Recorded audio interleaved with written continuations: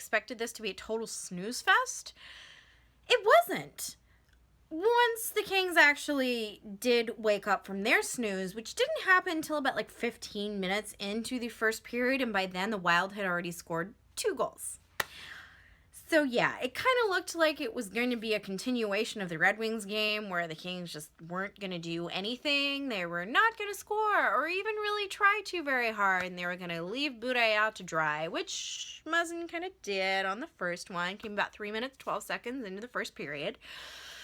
Misplaced a pass to Pearson, straight onto the stick of a Wild and right past Budaj. Not the way you wanted to start.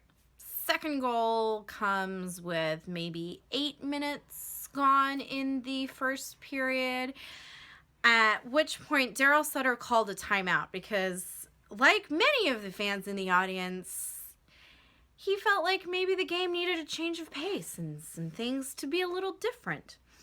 So that actually did kind of settle the Kings down a little bit, or wake them up, or whatever it is that needed to happen, because they didn't come out with great pressure for the rest of the first, but they actually, by the 17-minute mark, were actually attempting to shoot on goal, so, that's exciting. But still, it looked like their undefeated jersey, it's the one that they wear to their Legends Night, was about to retire its undefeated status if things didn't pick up. Now, who you're going to call when you need things to pick up? Jeff Carter. Of course, unassisted goal, because Jeff doesn't need anybody else to help him out when it comes to scoring gorgeous shots. Thing of beauty, Jeff Carter. Need I say more? So 1-2, things are looking a lot better. And then this happens. Technically, it's credited as Gabourik's second goal of the season, which don't even get me started on the fact that it's only his second goal of the season. But still, kind of really want to credit it to Ryan Suter, whose head was the thing the puck deflected off of in order to go into the back of the net. But what you're really going to want to credit here is Drew Doughty and Jeff Carter with the primary and secondary assist, who got the puck to the front of the net with that whole mad scramble that you're seeing there. And Gaborik just happened to be the one in the way. Well, really, Suter was.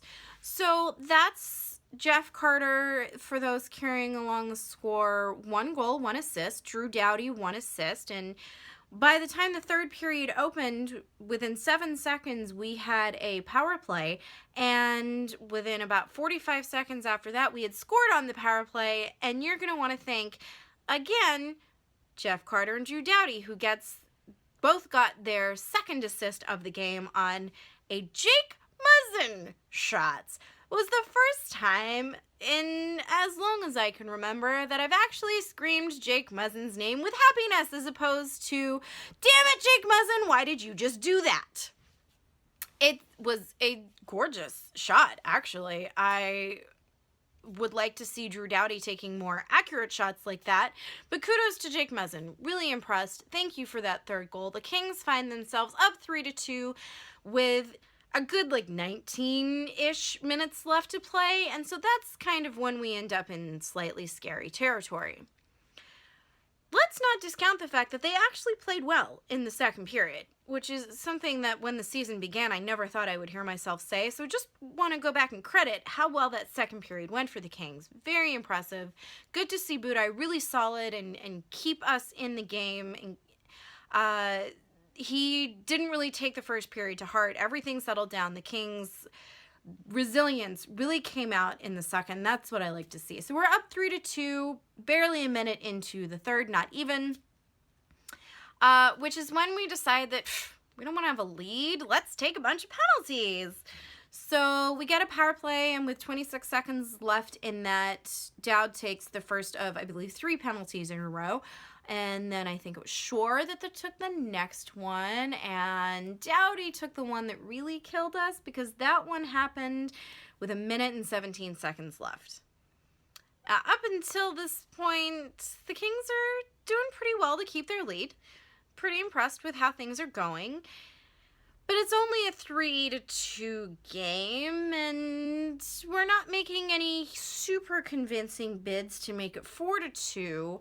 And with about 2.5 minutes left, they pulled their goaltender, so they had, it was 7-on-5 for a while, because Doughty's penalty was delayed for a good 15-20 seconds.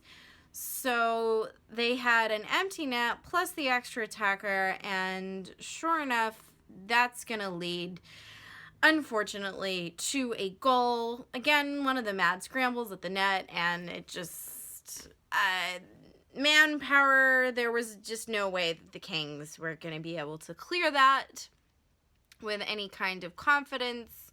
Shore, I believe, had a chance and didn't take it. I don't know if that's inexperience or nervousness or just thinking that the Kings, I don't know what happened, but that didn't. So 47-ish seconds left, I think it was. The Kings are now tied again, 3-3, and we go into overtime. So, like I said, way more exciting than I expected from an afternoon game, especially how the first period was going and how we had played against the Red Wings on Thursday. So I'm taking the 1 point and I'm thinking, yes, we're going to overtime. Basically undefeated. I think we're 8-1 this season in overtime when it goes to 3-on-3, and our record is something absolutely outstanding for 3-on-3. That's where our strengths lie, because when you have players, when you have Jeff Carter and Tanner Pearson and Drew Doughty on the ice all at one time, good things are going to happen. The goal that won the game came from Tanner.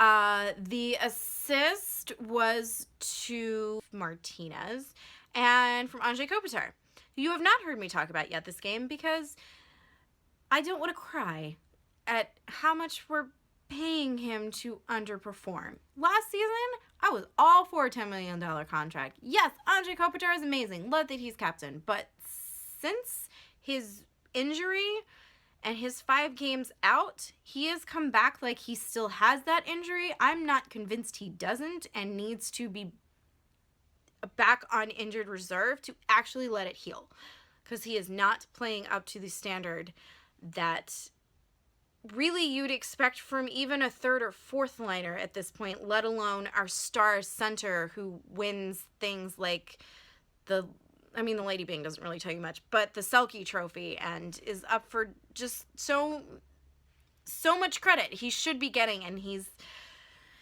not playing up to that standard. So I would like to see more from Kopitar. I actually heard today that if his statistics continue the way they're going, he will be the highest paid underperforming captain in the history of the NHL. So there's that. Yeah, I'm not a trainer. I'm not in the room. My two cents and my thoughts here would be, take him out, actually let that thing heal, let him get back to 100%, because what he's playing with right now, not really worth seeing him on the ice. We did, however, have some fantastic Chris Sutter dance cam, which I always love to leave you guys with. So enjoy.